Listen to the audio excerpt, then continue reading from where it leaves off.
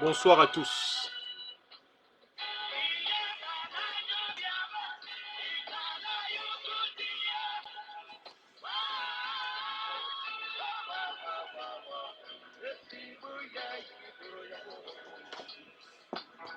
Alors donc, vous avez reçu comme moi une information urgente en ce lundi 10 mai à propos du Centrafrique. C'est l'information de l'arrestation d'un mercenaire français. L'information... Bonjour à tous. Vous avez tous reçu, comme moi sans doute, en ce lundi 10 mai 2021, l'information de l'arrestation d'un mercenaire français muni d'armes lourdes à Bangui en ce 10 mai 2021. Vous avez tous reçu cette information. Et je voulais simplement, pendant quelques minutes, réagir sur cette information pour vous dire à chaud ce que je pense de l'accélération de l'actualité centrafricaine.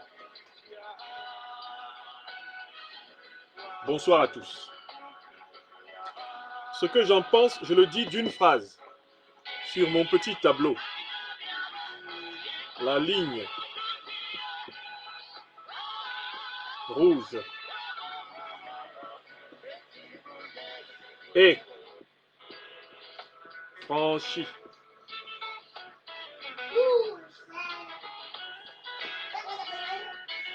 Voilà. La ligne rouge est franchie. La ligne rouge est franchie en Centrafrique.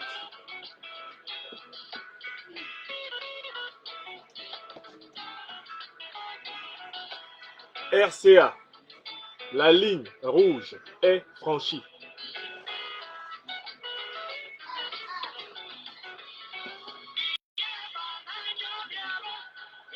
Hier, dimanche 9, je suis intervenu ici dans une conférence détaillée qui a rappelé que la presse officielle d'investigation française avait conclu au fait que Emmanuel Macron voulait asphyxier financièrement, militairement, diplomatiquement et médiatiquement le Centrafrique.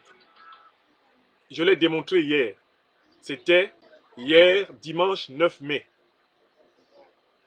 Et j'ai insisté sur le fait que pendant que le gouvernement centrafricain serait, pour ainsi dire, relativement consacré à ouvrir de supposées enquêtes, de soi-disant enquêtes, à la suite des accusations de la MINUSCA et de la France contre les FACA, les forces armées centrafricaines, et contre leurs alliés russes, pendant que le gouvernement centrafricain s'occuperait en réalité de cette diversion créée par la France et son bras diplomatique de la MINUSCA, pendant ce temps-là, la même France, avec son bras diplomatique de la MINUSCA sur le terrain, serait en train de couvrir des opérations pour une attaque d'envergure, une attaque militaire lourde contre la République centrafricaine.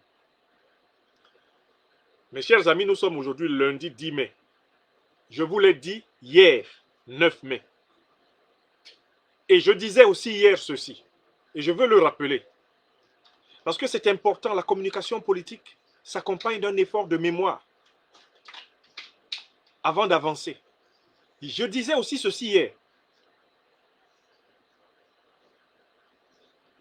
Il ne faut pas perdre le temps à ouvrir des enquêtes, des informations judiciaires et à distraire l'opinion centrafricaine et africaine sur l'esbrouf de Mankeur Ndiaye et de la France en Centrafrique. Pour une raison toute simple, la puissance coloniale française a perpétré en Centrafrique les pires massacres, les pires crimes contre l'humanité depuis plus de 150 ans. Et on n'a jamais jugé personne pour tous ces crimes contre l'humanité commis par la puissance française. En dernière date, des soldats français ont été accusés d'avoir violé des enfants centrafricains. Et il y a à peine 24 heures que je lisais une dépêche disant qu'il y a eu un non-lieu contre ces soldats qui sont pourtant auteurs de viols d'enfants centrafricains. Donc il ne sert à rien, alors même que le Centrafrique est encore attaqué, le Centrafrique est entouré de troupes hostiles, le Centrafrique est infiltré de mercenaires à la solde de la France-Afrique et donc d'Emmanuel Macron et de Le Drian. Il ne sert à rien de distraire le peuple centrafricain par des histoires d'enquête qui seraient ouvertes contre les FACA ou contre leurs alliés. Parce que cela, non seulement n'est pas bon pour le moral des troupes, cela n'est pas du tout bon pour des alliés qui se battent avec autant de fermeté et d'engagement que le sont les Russes et les Rwandais pour le peuple centrafricain, pour le gouvernement frère de Centrafrique. Je l'ai dit hier, le disant, j'exerçais ma fonction critique envers mes frères et sœurs du gouvernement centrafricain pour leur dire, clôturez rapidement cette histoire d'enquête, que vous appeliez ça commission d'enquête ou bien enquête du ministère de la Justice. Chères autorités, ne vous laissez pas distraire une seule seconde. On vous crée tous ces problèmes-là pour vous distraire et vous frapper dans la nuit. Je l'ai dit hier. Je l'ai dit hier et aujourd'hui déjà, les forces de sécurité du Centrafrique viennent de mettre la main sur un mercenaire français. Mais qu'est-ce que c'est qu'un mercenaire français? C'est un agent des services secrets français. Ils ont mis la main sur un mercenaire français, détenteur d'une véritable armurerie au cœur du Centrafrique. Aujourd'hui même. Ce monsieur, donc, dont les images font maintenant le tour des réseaux sociaux, ce monsieur a un nom. Il a un nom puisque il a été interpellé en possession de son passeport. Il a été interpellé en possession de son passeport. Je vais vous lire le nom que l'on a trouvé sur son passeport. Le passeport de ce monsieur. On a bel et bien trouvé le nom. Alors, je vais du côté là. Hop.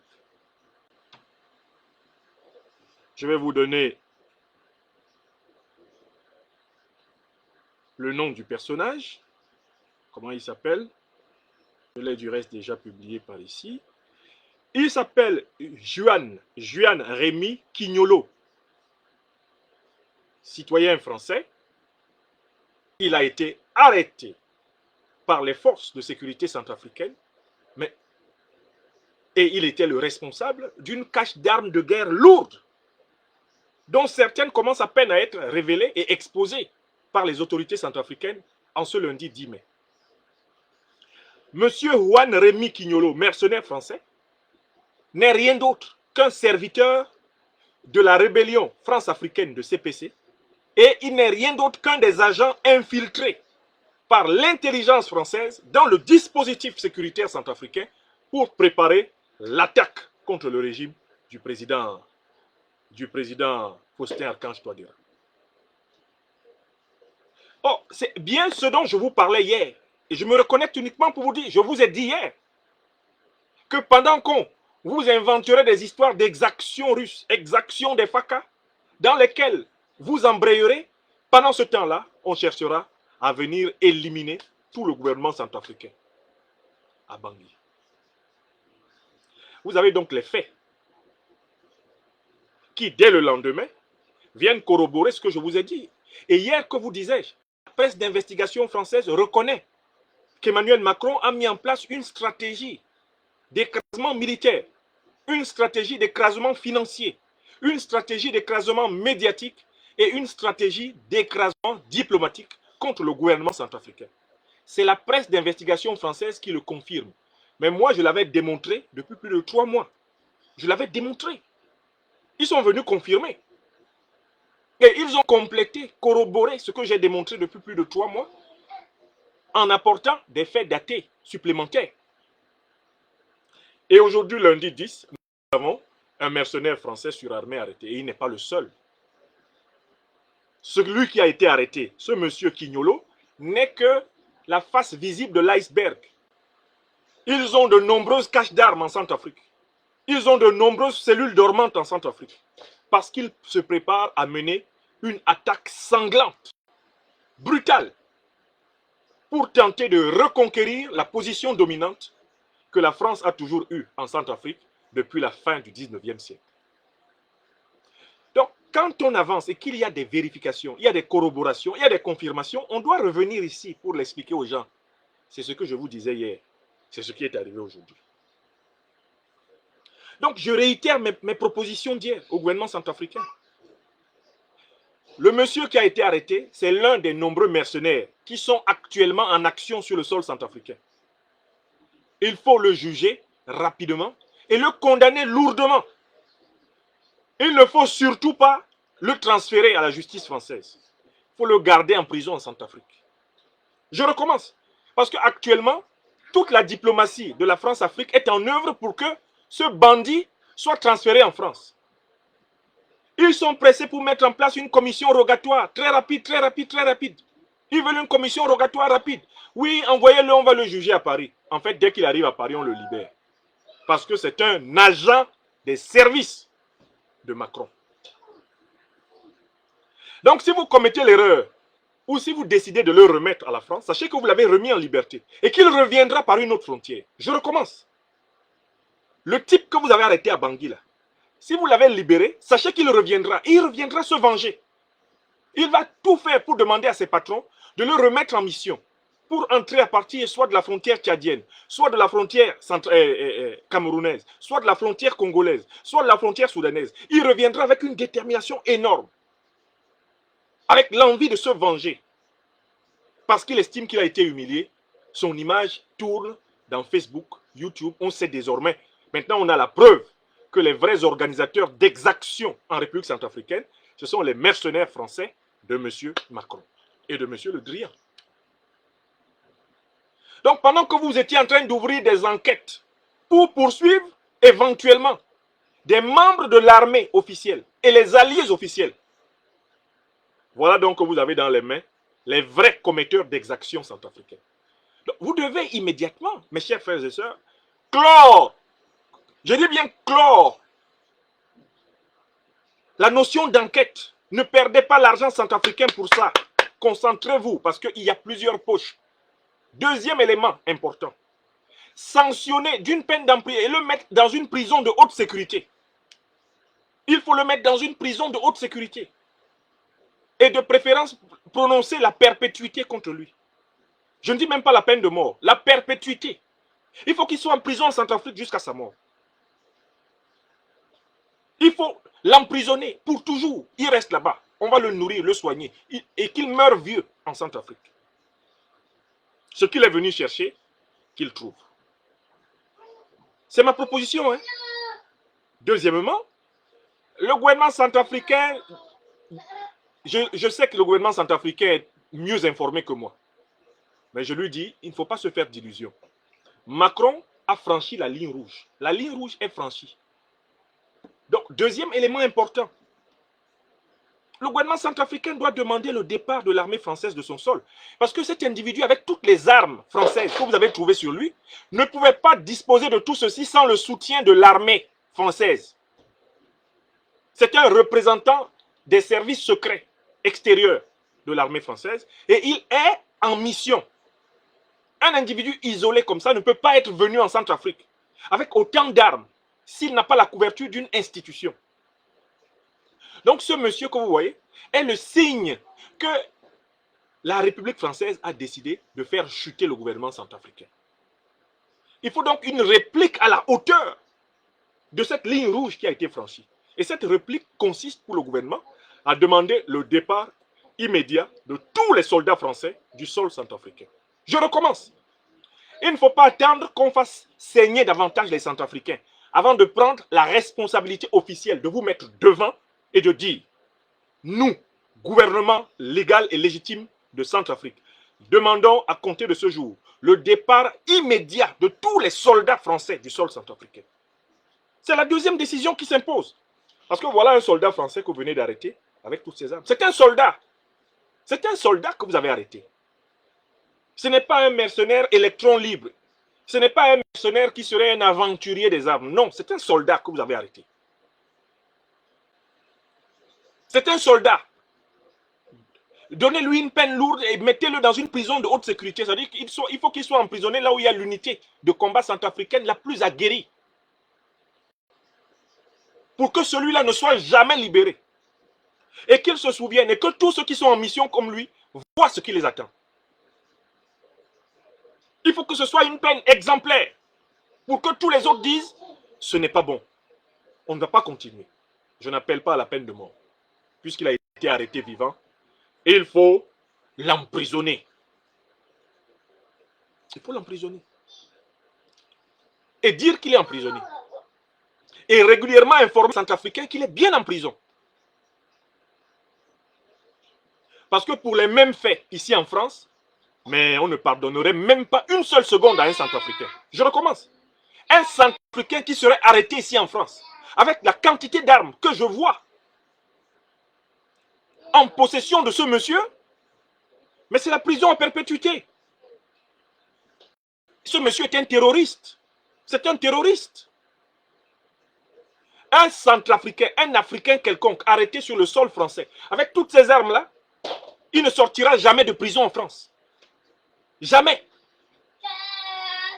Donc, il faut appliquer la réciprocité, maintenant, à Bangui. C'est un terroriste que vous avez arrêté. C'est un militaire en mission qui a été envoyé déstabiliser les institutions centrafricaines. Vous avez tout à fait là la tête de pont du coup d'État qui était préparé, qui est en train d'être préparé par les services de Macron, Le Drian et consorts contre les autorités centrafricaines. C'est de cela qu'il est question. Vous devez dénoncer un coup d'État préparé par la France macronienne contre le gouvernement légal et légitime de Centrafrique. C'est ça, c'est de cela qu'il est question. Ça, c'est le deuxième point. Troisième point, puisqu'il faut demander le départ de l'armée française, mais j'espère que vous savez que la MINUSCA est composée essentiellement de troupes pro-françaises. La majorité des troupes, des bataillons qui composent la MINUSCA sont des bataillons de Macron. Donc le corollaire de tout cela, c'est qu'il faut demander à la MINUSCA de donner son calendrier de départ. Et demander ouvertement aux alliés russes et rwandais de renforcer leur présence en attendant la formation totale de l'armée centrafricaine. Oui, c'est la troisième chose. N'attendez pas qu'ils vous attaquent dans Bangui. N'attendez pas qu'ils prennent Bangui en tenaille. N'attendez pas qu'ils déclenchent de l'intérieur de Bangui leur bataille sanglante contre le peuple centrafricain. Prenez les devants. Parce que de toutes les façons, vous avez clairement compris que Macron ne vous fera pas de cadeau. Ça, c'est un signe que la ligne rouge est franchie. Au niveau de l'Élysée, du Quai d'Orsay, ils n'ont qu'une envie. Ils n'ont qu'une envie, c'est de dézinguer tout le gouvernement centrafricain. Peu importe le nombre de Centrafricains qui périront dans cette opération, ils s'en foutent. Parce qu'ils considèrent que les nègres ne comptent pas à l'échelle de l'humanité. Donc, attention, il faut prendre le taureau par les cornes. Et il faut arrêter de subir les événements au regard par rapport à la puissance française. Il faut maintenant prendre le taureau par les cornes et leur dire, c'est terminé. Vous pliez bagage. Je lisais dans la presse d'investigation française qu'il y avait 12 officiers dans la mission militaire française à Bangui. Maintenant, il en reste très peu. Non, que les derniers partent. Et que tous les détachements de l'armée française présents sur votre sol soient appelés à prendre l'avion, à décoller et à rentrer en France. Ils seront bien accueillis ici. D'ailleurs, les armées françaises sont actuellement en ébullition contre le président Macron, qu'ils viennent s'ébullitionner ici. Et qu'ils laissent le Centrafrique tranquille. Troisième élément important. Le gouvernement centrafricain ne peut plus continuer à attendre son assèchement financier qui est en cours pour provoquer une grève et un front social, syndical contre lui et lui compliquer la vie. Le gouvernement centrafricain doit procéder à la mise en place de son autonomie monétaire. N'attendez plus. Vous avez deux grands alliés, à savoir la Russie et le Rwanda, qui sont des pays qui pilotent leur propre monnaie depuis leur indépendance. Ils pilotent leur propre monnaie. profiter de l'expertise de ses alliés pour mettre immédiatement en place la monnaie du Centrafrique. Une monnaie qui peut être parfaitement souchée sur les potentialités minières, pétrolières, etc. du Centrafrique. Une monnaie qui va vous permettre de gérer vous-même, effectivement, la question salariale, de gérer vous-même les transactions. Une monnaie qui peut être appuyée par les concessions à vos principaux alliés actuels, la Russie, la Chine, le Rwanda, et qui peut tout à fait être viable. Il y a 5 millions de personnes en Centrafrique. Il y a un pays immensément riche. Et la monnaie centrafricaine a des garanties, pratiquement sur 2 millénaires. Il y a au moins 2000 ans de garantie de la monnaie centrafricaine. Il faut la mettre en place maintenant. Et arrêter d'attendre que le gouvernement Macron se modère. Il ne se modérera pas. Ce gouvernement a décidé de votre perte.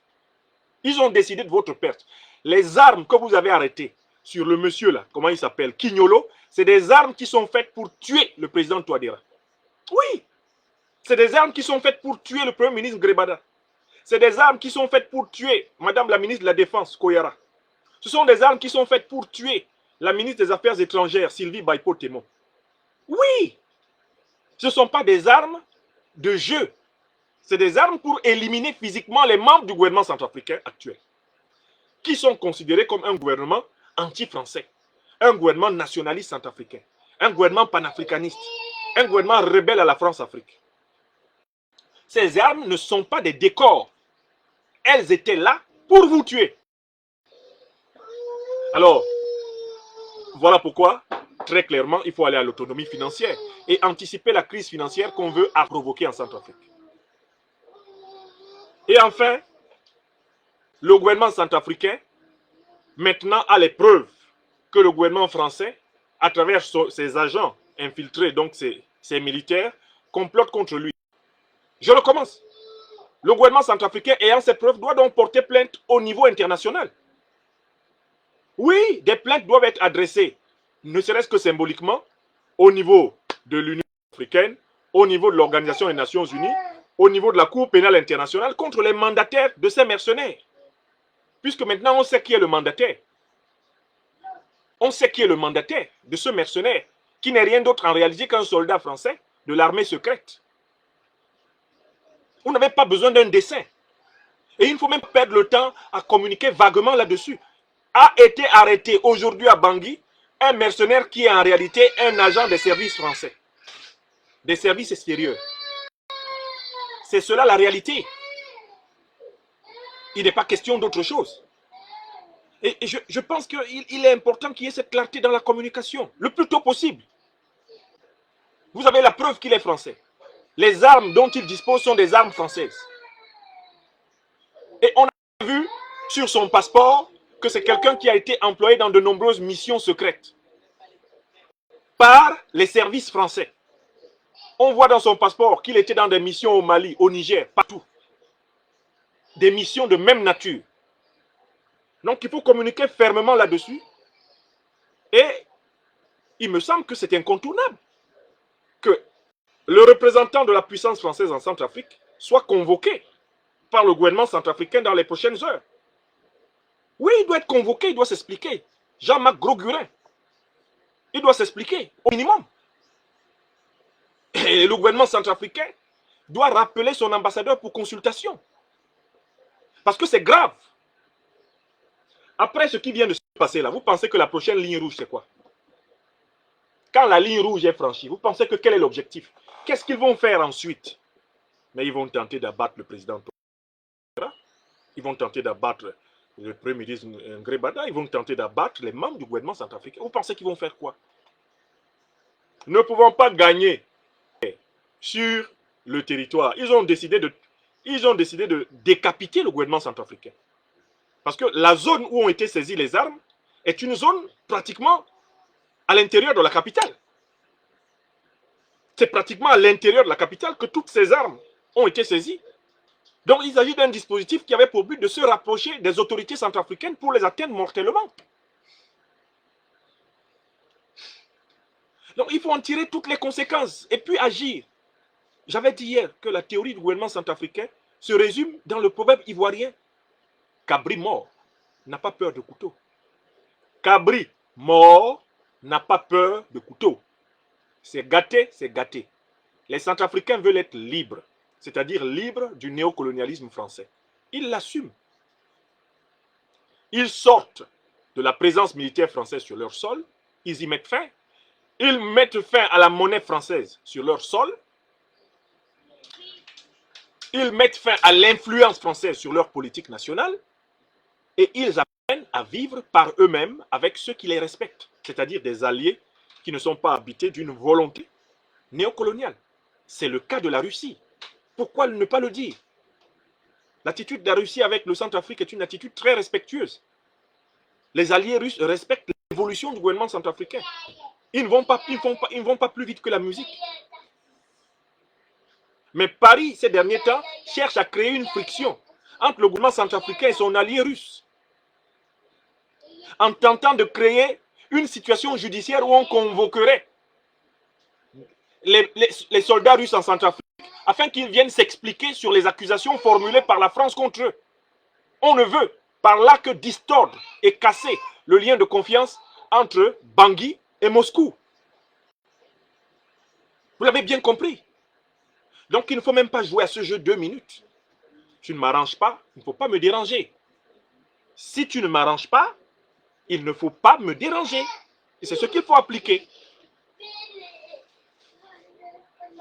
Donc voilà, chers amis, en quelques minutes, ce que je voulais dire à titre de réaction. Il me semble qu'il faut que le gouvernement centrafricain pose la réaction à la barre. Parce qu'en réalité, maintenant, ce dont il s'agit, c'est une menace mortelle. C'est une menace d'élimination physique des dirigeants centrafricains. C'est cette menace qui se précise là. Ce n'est plus simplement une affaire de, bon, voilà, ils veulent armer ces PC. Non. Ils veulent décapiter le Centrafrique en éliminant les principaux membres de la direction de la République centrafricaine. Ils veulent éliminer le leadership centrafricain. Ils l'avaient déjà fait le 29 mars 1959 en tirant un missile sur l'avion du président Barthélemy Boganda. Ils veulent appliquer cette méthode. Ayant perdu sur le terrain de la guerre, sur les kilos carrés, ils ont décidé de tenter la décapitation du Centrafrique. Il faut leur répondre au niveau de leurs prétentions. Il faut leur répondre fermement et arrêter d'espérer leur pitié. Il faut arrêter d'espérer leur pitié. Ils ne changeront pas. Ce sont des néocolons dans l'âme. They will never change. Écoutez-moi bien, mes frères et sœurs. Ils ne changeront pas. Ils ne vous respecteront que si vous vous respectez vous-même. C'est-à-dire, si vous leur imposez une fin de non-recevoir. Car la ligne rouge est franchie. Il s'agit bien d'un soldat des services extérieurs français qui a été arrêté. Quand on dit mercenaire, les gens peuvent penser que c'est un petit bandit de Lille ou de Bordeaux qui a décidé d'aller faire son malin en Centrafrique. Non! C'est un agent des services extérieurs. Toutes les armes qu'il a là, on ne peut pas les accumuler et entrer avec ça dans un pays uniquement comme un touriste de guerre. Non! C'est un agent. Et il faut que le gouvernement français qui l'a envoyé le reconnaisse comme tel. Avoue sa faute. Pour que le gouvernement français commence par dire oui, c'est un de nos militaires, c'est nous qui l'avions envoyé là-bas. Et nous demandons pardon. Et nous supplions le gouvernement centrafricain de bien vouloir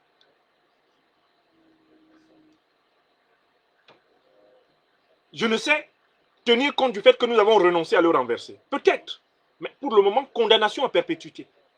Il faut le condamner, il faut qu'il reste en prison, là-bas. Oui. Parce que le changement qui doit arriver, c'est par là qu'il va arriver. C'est par là qu'il va arriver. C'est par là que ce changement va arriver.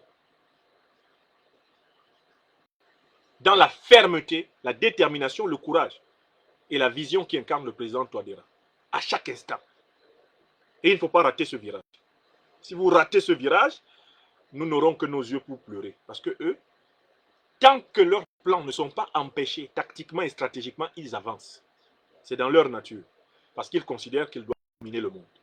Ad vitam aeternam. Or non, l'Afrique sera libre. L'Afrique se libère. Voilà. Je vous souhaite une bonne soirée, chers amis. Je voulais essentiellement réagir sur cette actualité chaude de Centrafrique. Et je ne manque pas ici de féliciter les forces de sécurité centrafricaines qui ont attrapé ce bon poisson. ce gros poisson, et qui ainsi viennent de dénuder en réalité le énième coup d'État de la France en Afrique, et notamment en Centrafrique. Il s'agit d'un coup d'État. C'est un coup d'État qui est en préparation. Ce monsieur qui a été arrêté à Bangui n'est rien d'autre que l'un des agents du coup d'État qui est préparé, pendant qu'on distrait le gouvernement centrafricain avec une campagne de presse sur les exactions russes, les soi-disant exactions russes. Des accusations nulles et non avenues. De nombreux Centrafricains témoignent que des espions français infiltrés dans le pays viennent avec de l'argent pour les corrompre, afin qu'ils accusent leur propre armée et qu'ils accusent des alliés qui aident pourtant le pays à vivre. La ligne rouge est franchie, et je l'ai écrit ici. La ligne rouge est franchie en RCA. Je l'écris aujourd'hui. Nous sommes quand? Nous sommes le 10 mai. 10 mai 2021. Et je l'ai écrit en rouge sur mon ardoise. Voilà. 10 mai 2021, la ligne rouge est franchie. Tant pis pour ceux qui n'ont pas lu et qui n'ont pas vu. Tant pis pour ceux qui jamais. C'est la réalité qui s'impose aux méchants et qui limite les nuisances des méchants. Voilà, je vous souhaite une excellente soirée et une fois de plus une bonne semaine. J'appelle les Africains, les Africaines à soutenir le président Touadéra, le gouvernement du Premier ministre Grebada, dans cette période difficile.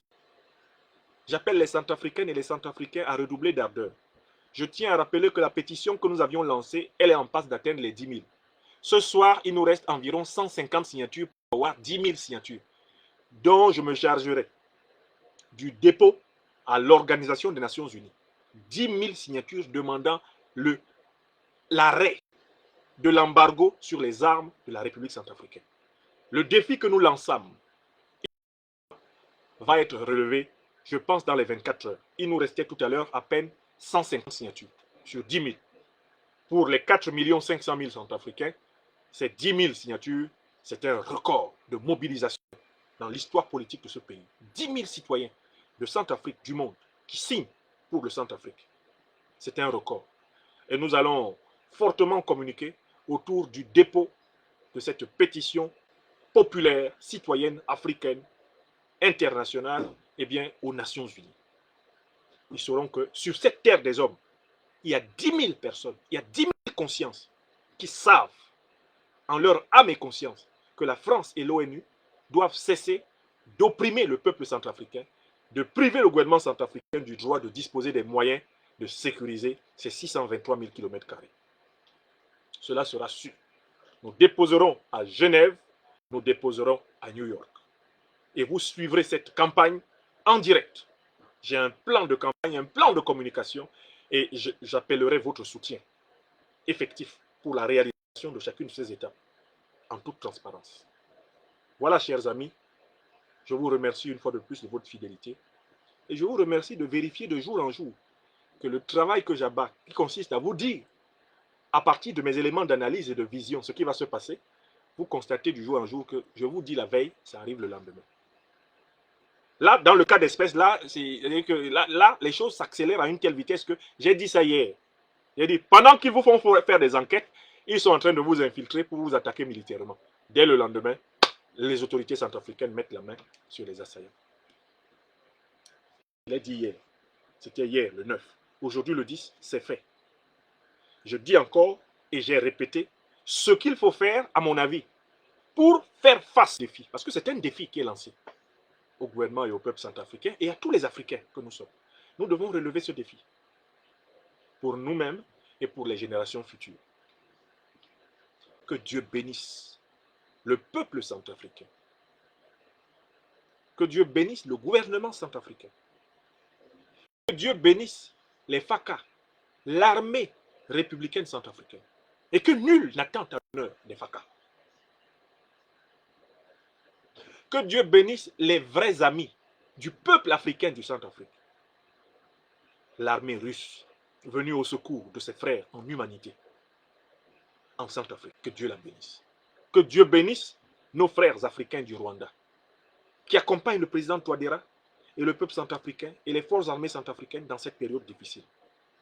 Que Dieu bénisse toute personne en ce monde qui a épousé sincèrement, sans arrière-pensée, la cause juste de ce peuple martyrisé. Que Dieu bénisse. Merci à tous. Je vous souhaite une bonne soirée.